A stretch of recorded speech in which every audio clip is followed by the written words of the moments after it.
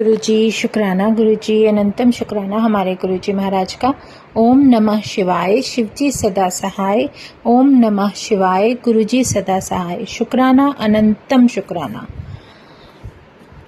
शिव पुराण में अब 45वां चैप्टर है युद्ध आरंभ। लास्ट में हमने पढ़ा था कि किस तरह से अंधक के साथ भगवान शिव का युद्ध होने को तैयार है, और अब युद्ध शुरू हो चुका है देवताओं में और अंधक में। सनत कुमार जी बोलते हैं, तब वह मदिरा पान कर नेत्रों को घुमाता हुआ हाथी के समान गति वाला परम प्रतापी अंधक अपनी सेना को लेकर वहां चला जहां शिव के वीरों ने गुफा का मार्ग अवरुद्ध कर रखा था। परंतु उन गणों की मार खाता और शरीर से पीड़ित होता हुआ भी कामाग्नि से दग्ध अंधक आगे बढ़ा। शिवजी के गणों ने उसे मारते पीटते रोककर उसका परिचय और आगमन का कारण पूछा। उसने अभिप्राय भी बतलाया, परंतु आगे बढ़ना ही चाहता था कि शिवजी के गणों ने उसे मार मारकर भगा दिया। उसके प्रबल वीर दैत्यों में विरोचन, बलि, बाणासुर, सहस्रबाहु और प्रहलाद आदि ने भी उसकी ओर से युद्ध किया, किंतु वे सभी तथा और भी शंबर तथा विषबाधिकों को शिवजी के गणों ने मारकर भगा दिया। उस समय भी भयानक युद्ध हुआ। उसमें रुंड नाचने लगे, मेद, मांस तथा चर्बी पीकर गीदड़ आनंद करने लगे, रुधिर की कीच मच गई और गिद्ध गण उत्सव मनाने लगे। इस कांड से शिवजी को किंचित खेद हुआ और उन्होंने पार्वती से कहा, देखो यह संसार की क्या विलक्षणता है कि स्त्री के प्रसंग से कभी कभी स्वजनों तथा अपनों से भी इस प्रकार युद्ध करना पड़ता है और जीवन का महत्वपूर्ण समय इस प्रकार नष्ट हो जाता है। कहाँ तो मैं यहाँ पाशुपत व्रत पूर्ण करने आया था और कहाँ दूसरा ही व्रत पूर्ण हो रहा है। इससे तो मेरा एक प्रकार से बहुत सारा बल नष्ट हो गया, इसलिए अब मैं एक दूसरा ही घोर व्रत करूंगा। आओ किसी दूसरे वन में चलते हैं। पार्वती से ऐसा कहते हुए शंकर जी वहां से उठकर दूसरे वन में चले गए। वहां जाकर उन्होंने फिर उस पाशुपत व्रत को आरंभ किया, जिसे 1000 वर्षों में भी देवता दानव करने में समर्थ नहीं होते। इस बार पार्वती उनके साथ न थी और शंकर की प्रतीक्षा में वे मंदराचल पर्वत पर ही स्थित रहीं। इस अवधि में शंकर के बिना अपने एकाकीपन से पार्वती जी को बड़ा कष्ट का अनुभव हो रहा था। वीरक पुत्र उनकी रक्षा करता रहा। उसी समय एक दिन अंधक पार्वती जी की गुफा में प्रविष्ट हो गया। वीरक उससे युद्ध करने लगा। 505 रात दिन उसने खाना पीना और निद्रा त्याग कर ससैन्य वीरक के साथ युद्ध किया। शास्त्रों का भयानक प्रयोग हुआ। संपूर्ण दैत्यों ने वीरक को घेर लिया। उसका निकलना कठिन हो गया। तब उस पर संकट आया देख गुफा में बैठी हुई पार्वती ने अपनी सखियों के साथ एकाग्रचित से ब्रह्मा विष्णु सहित इंद्र आदि सभी देवताओं और वीरों का जो स्मरण किया, तो देवताओं की समस्त सेना स्त्री वेश में शीघ्र ही वहां उपस्थित हो गई। वे सभी देवता और उनके सहायक सैनिक स्त्री वेश में गुफा के भीतर प्रवेश करके पार्वती जी के पास जाकर बैठ गए। कारण कि राजाओं के अंतःपुर में कभी भी कोई पुरुष नहीं जा सकता। निदान उन स्त्रियों ने समर में विजय पाने वाले भेरी और शंख के युद्ध वाद्य बजाए। उन वाद्यों को सुनकर पार्वती जी का गण वीरक, जो उस समय युद्ध में मूर्छित हो रहा था, सचेष्ट हो उठा और महारथियों के शस्त्रों को ग्रहण करके उन्हीं के शस्त्रों से उन्हें मारने लगा। तब तक हाथ में दंड लिए बाही तथा क्रोध से व्याप्त चित्त गौरी, शंख, चक्र, गदा और धनुष धारे बाहुदंड पूर्व नारायणी, वज्र लिए इंद्राणी और इसी प्रकार देवताओं की देवी नाम वाली सभी देवियां अपने अपने विविध प्रकार के आयुधों से युक्त होकर उस दैत्य की अपार सेना को देख हृदय में दुखी हो गईं।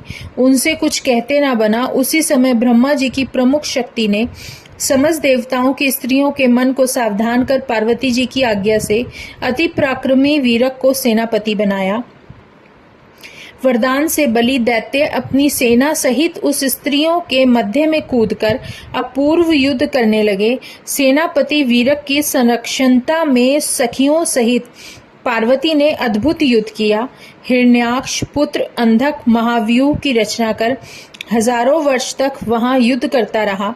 पार्वती की सहायिका सेना निरंतर युद्ध करती रही। 1000 वर्ष के पश्चात महेश्वर भी वहां आए। उन्होंने पार्वती को युद्ध करते हुए देखा और पार्वती की भी उन पर दृष्टि पड़ी। उन्होंने सिर झुकाकर शंकर जी को प्रणाम किया। शंकर जी ने उन्हें हृदय से लगाकर गुफा में प्रवेश किया। दैत्यों का वेग शांत हो गया। पश्चात उस दैत्य ने शंकर जी के पास संदेश भेज फिर उनसे वही स्त्री की मांग की और यह भी कहलवाया कि तुम तपस्वी नहीं हो, तुम मेरे शत्रु हो। यह सुनकर कपाल मालाधारी शंकर के क्रोध का अंत न रहा। उन्होंने उसके दूत को बहुत सी बातें समझाकर उससे युद्ध संदेश भेज दिया। अंधक 46 चैप्टर है अंधक युद्ध समाप्ति। सनत कुमार जी बोले, तब महाबली गिल नामक दैत्य को आगे कर अंधक शिवजी से युद्ध करने आया। वह शंकर की गुफा पर पहुंचकर वज्र सा शब्द करते हुए उन पर तथा पार्वती पर भी वज्र सा प्रहार करने लगा। इसकी सेना ने शंकर की उस गुफा के द्वार को तथा चारों ओर के वृक्षों और लताओं आदि को तोड़ फोड़ कर नष्ट कर दिया। फलों और मूलों को उखाड़, मनोहर जल को नष्ट कर वन के मार्गों को खंडित कर दिया। तब त्रिशूलधारी शंकर ने क्रुद्ध हो अपने दारुण भूत गणों सहित विष्णु आदि देवताओं को बुलाकर दैत्यों से युद्ध आरंभ करवा दिया। देवताओं ने गिल दैत्य सहित उसकी समस्त सेना से मर्यादा रहित घोर युद्ध आरंभ कर दिया, परंतु उस प्रबल दैत्य ने उन सबको निगल लिया। ब्रह्मा, विष्णु, इंद्र, सूर्य और चंद्रमा आदि समस्त देवता दैत्य के पेट में चले गए। केवल शंकर का एक गण वीरक शेष बचा। तब वह भागकर शंकर जी के पास आया और सब समाचार कहा। उसे सुनकर शंकर जी सामवेद का गान करने लगे। फिर सूर्य के समान अपने प्रकाशित शरीर से हास्य करने लगे। उनके अट्टहास से समस्त अंधकार दूर हो गया और वीरक ने उन दैत्यों से बड़ा युद्ध किया। उधर उस दैत्य ने नंदी को निगल लिया। तब नंदी को निगला देखकर कपर्दी भगवान शंकर ने वृषभ पर चढ़ मंत्र जपते हुए निगले हुए को उगालने के लिए युद्ध में आए। उन्होंने अपने तीव्र बाणों से विंध्वस को मार मारकर उस दैत्य के मुख से विष्णु सहित ब्रह्मा, इंद्र, सूर्य, चंद्रमा आदि को उगलवा लिया। देवताओं की सेना प्रसन्न हो फिर महायुद्ध करने लगी। शुक्राचार्य युद्ध में मरे हुए दैत्यों को अपनी संजीवनी विद्या से जिताने लगे, उनको दोबारा जिंदा करने लगे। तब उन्हें ऐसा करते देख शिवजी के गणों ने उन्हें बांधकर शंकर जी के सामने उपस्थित किया। शंकर जी शुक्राचार्य को निगल गए। शुक्र के नष्ट होने से दैत्यों का बल क्षीण हो गया। फिर तो देवताओं ने उन्हें मारकर व्याकुल कर दिया। मृतकों से संग्राम भूमि व्याप्त हो गई। हाथ सिर कटे रुंड नाचने लगे। प्रमत्त बोतल आदि मुर्दों के मांस भक्षण करने लगे। इस प्रकार बहुत समय हो गया। हिरण्याकश्यप के वंश में उत्पन्न दैत्य महेंद्र से युद्ध करके हार गया। देवताओं ने क्रोध कर दैत्यों का नाश कर दिया। हरि ने अपनी प्रचंड गदा धात से दैत्यों का मत चूर्ण कर दिया, परंतु अब तक भी दैत्यों का प्रधान अंधक युद्ध में डटा रहा। इंद्र ललकार उसे मारने लगे। वह भी अपने पैने बाण मार मार गिरिजा और रुद्र को पीड़ा देने लगा। सैकड़ों मायाओं से कपट युद्ध करने लगा। देवताओं से अवध्य होने से अब उसने शंकर जी को अपनी माया से जीतना चाहा। अंधक समस्त युद्ध भूमि में व्याप्त हो घोर युद्ध करने लगे, परंतु शिवजी ने अपनी त्रिशूल से उस दैत्य को मारकर बहुत प्रकार से छेद कर डाला। उसके सारे शरीर से रुधिर का प्रवाह बहने लगा। उस प्रवाह से बहुत से दैत्य उत्पन्न होकर युद्ध करने लगे। इधर विष्णु जी ने भी यह कहकर शंकर जी के कर्ण से बहुत कराल गण उत्पन्न कराए। फिर भयानक युद्ध आरंभ हुआ। देवताओं ने वंदना कर भूख से व्याकुल चंडिका देवी को प्रकट कर दिया। वह व्याकुल हृदया देवी दैत्यों के शरीर से निकले रक्त को पान करने लगी। युद्ध भूमि में मांस की कीच उत्पन्न हो गई। तब अपने कुल का सनातन शास्त्र धर्म स्मरण कर वह दैत्य शंकर जी पर पुनः घोर बाण बरसाने लगा। शिवजी त्रिशूल उठाकर उसका हृदय छेदते हुए उसे ऊपर उठाकर ले गए। यह होते ही शुद्ध जो भी युद्ध चल रहा था वह शांत हो गया। सूर्य की प्रचंड किरणों ने उसकी काया जला दी, उसका शरीर जर्जर हो गया। ऊपर से मेघों ने जल बरसाकर उसे और भी पीड़ित कर दिया। एक ओर से हिमखंड उसे अलग ही विदीर्ण करने लगा, फिर भी उसे दैत्येंद्र के प्राण नहीं निकले। तब वह करुणा सागर परम दयालु शंकर जी की स्तुति करने लगा। शिवजी ने प्रसन्न होकर उसे गांडपत्य पद दिया और युद्ध समाप्त हो गया। हरि आदि देवता अपने स्थान को चले गए। चारों ओर से शिवजी के लिए जय जय शब्द होने लगा। देव पूजित भगवान शंकर पार्वती जी को साथ ले प्रसन्न हो पुनः अपनी गुफा में चले गए। वहां उन्होंने अपना अंश स्थापित कर परम प्रसन्नता प्राप्त की। अब 47वां चैप्टर है शिवजी का शुक्राचार्य को निगल जाना। ये बहुत ही इम्पोर्टेंट बात है जिसमें कि शिवजी भगवान शिव किस तरीके से शुक्राचार्य को जब निगल जाते हैं तब क्या वहां पर परिस्थिति हो जाती है, क्योंकि शुक्राचार्य एक अकेले ऐसे गुरु थे जो राक्षसों के गुरु थे और वो बार बार अपनी संजीवनी विद्या से राक्षसों को जिंदा कर देते थे, जिससे कि वो युद्ध में कभी भी हार नहीं मानते थे और ना ही हारते थे, इसीलिए वो बार बार जल्दी जीतते थे। व्यास जी बोले, हे मुनीश्वर, आप मुझे यह बताइए कि शंकर जी के उदर में स्थित हो महायोगी शुक्राचार्य ने क्या किया? शंकर जी ने उन्हें भस्म क्यों नहीं कर दिया, या वो अपने तेज से यूं ही कैसे बच गए? फिर वह शिवजी के उदर से कैसे निकले और उन्होंने मृत्यु को शांत करने वाली उस परम विद्या को कैसे प्राप्त किया, और कौन सी विद्या है जिससे मृत्यु का निवारण हो जाता है? शंकर के त्रिशूल से नष्ट होकर भी अंधक दैत्य ने गणपति की पदवी प्राप्त कैसे कर ली, मतलब वो कैसे गण बन गए? कृपा कर शंकर जी की लीला रूप अमृत में इन सब कथाओं को मुझे सुनाइए। ब्रह्मा जी स्मरण करते हुए सनत कुमार जी से कहने लगे। सनत कुमार जी बोले, हे व्यास जी, यह तो शंकर जी का ही प्रभाव था जो अत्यंत बलशाली दैत्यों के आगे देवताओं की विजय हुई, अन्यथा अंधक कोई साधारण दैत्य नहीं था। जब वह उस प्रकार शंकर जी से हारने लगा तो भागकर शुक्राचार्य की शरण में गया और अपनी गुरु वंदना द्वारा उसे प्रसन्न कर दैत्यों की सर्वतोभावेन रक्षा के लिए बुला लिया। शुक्राचार्य ने आकर विद्वेष का स्मरण कर मरे हुए दैत्यों पर विद्या का प्रयोग किया। उसकी आवृत्ति करते ही दैत्य दानव अस्त्र शस्त्र लेकर सोते हुए की भांति एक साथ ही उठ खड़े हो जाते थे। दैत्य सेना में जान आ गई। वे शिव की नंदी आदि गणों से भीषण युद्ध करने लगे। यह देखकर शिवजी के गण थर्रा उठे और नंदी ने जाकर शुक्र के आगमन का और उनकी विद्या के प्रयोग को शिवजी से कहकर अपनी व्याकुलता प्रकट की। उसे सुनकर शिवजी हंसने लगे। पुनः नंदी से कहा, घबराओ नहीं, मेरी आज्ञा है, तुम अभी जाकर शुक्राचार्य को वैसे ही झपट कर शीघ्र ही मेरे पास ले आओ जैसे बाज एक पक्षी को पकड़कर ले आता है।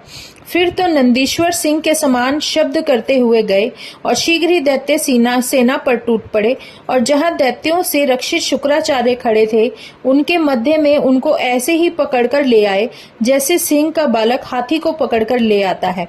इसी प्रकार नंदी ने शुक्राचार्य का हरण किया।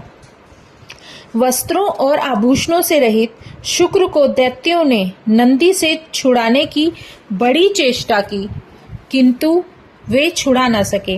गणेश्वर नंदी अपने मुख की अग्नि से दैत्यों के सैकड़ों शस्त्रों को जला शत्रु पक्ष को व्याकुल करते हुए शिवजी के समीप ले आए। शिवजी ने उच्च स्वर से हाहाकार करते हुए शुक्र को फल के समान अपने मुख में रख लिया। 48 चैप्टर है शुक्र का शिव के अंदर से बाहर निकलना। अब जैसे शुक्र को भगवान शिव निगल लेते हैं उसके बाद वो बाहर कैसे आते हैं। व्यास जी ने पूछा, शिवजी द्वारा शुक्राचार्य के निगले जाने पर क्या हुआ और अंधक के महावीर दैत्य ने क्या किया? तब सनत कुमार जी बोले, तब जब गिरिजापति ने काव्य को निगल लिया तब दैत्य जय की आशा से हीन हो गए। उनका उत्साह जाता रहा और वे युद्ध में निष्प्राण से हो गए। तब उनको इस प्रकार हतोत्साहित देखकर दैत्यराज अंधक ने अपने को तथा अपने सभी शूरवीरों की वीरता पर धिक्कारते हुए पुनः सबको उत्साहित कर देवताओं के साथ युद्ध करने की अद्भुत प्रेरणा दी। इस प्रेरणा से दैत्य सैनिक पुनः युद्ध करने लगे। दोनों दलों में भयानक मारकाट हुई। दोनों दलों की सेना मूर्छित हो गई, परंतु अंत में शिवजी के नंदी आदि योद्धाओं ने संपूर्ण असुरों पर विजय प्राप्त कर ली। तब अपनी सेना को चारों ओर से नष्ट हुआ देखकर दैत्यराज अंधक स्वयं रथ पर चढ़कर शिवजी के गणों से युद्ध करने आए। उसने क्षण मात्र में ही देवसेना का भयानक संहार कर दिया, सबके रोम रोम में बाण मारकर उन्हें बीन दिया। शंकर के पुत्र गणेश, स्कंद और नंदी तथा सोम नंदी आदि प्रधान गणों ने अंधक पर अपने त्रिशूल, शक्ति और बाणों की वर्षा कर उसे अंधा सा कर दिया। उस समय दोनों सेनाओं में बड़ा कोलाहल शब्द हो रहा था, जिसे सुन शिवजी के उदर में स्थित शुक्राचार्य बाहर निकलने का बड़ा उपाय करने लगे। मतलब बाहर जो युद्ध चल रहा था उसकी ध्वनि से बहुत कोलाहल हो रहा था, जो कि शुक्राचार्य शिवजी के अंदर उदर में स्थित थे, तो वो बाहर निकलने के लिए बड़ी कोशिश कर रहे थे। उन्होंने बाहर निकलने के लिए शिवजी के शरीर में छिद्रों की बड़ी खोज की, परंतु सैकड़ों वर्ष तक सातों लोकों और पतालों में खोजने पर भी उसमें किसी प्रकार का कोई भी छिद्र न मिला। जिस प्रकार खल पुण्यात्मा में दोष नहीं देख पाता, तब शुक्र शिवजी के दिए हुए पूर्व मंत्र को जपते जपते शिवजी के उस रूप से उनके उदर पंजर से निकल मार्ग से बाहर आ गए और शिवजी को प्रणाम किया। पार्वती जी ने पुत्रमान विघ्न रहित किया। तब लिंग के द्वारा वीर्य रूप से निकले हुए शुक्र को देखकर दया सागर शिवजी ने कहा, हे भृगु के पुत्र, जिस तरह से तुम बाहर आए हो, इस कर्म से अब आज से तुम्हारा नाम शुक्र पड़ गया। अब जाओ। शुक्र ने शिवजी को प्रणाम कर उनकी स्तुति की और आज्ञा ले पुनः दैत्यों की सेना में चले आए। यह तो शुक्र के शिवजी के उदर से निकलने का वृत्तांत है। अब उस मंत्र को सुनो जिसे शुक्र ने शिव के उदर में जपा था। 49 है अंधक का गणपत्य वृत्तांत। जय गुरु जी, शुक्राना गुरु जी, अनंतम शुक्राना गुरु जी महाराज का। ओम नमः शिवाय। शिवजी सदा सहाय। ओम नमः शिवाय। गुरु जी सदा सहाय। शुक्राना, अनंतम शुक्राना।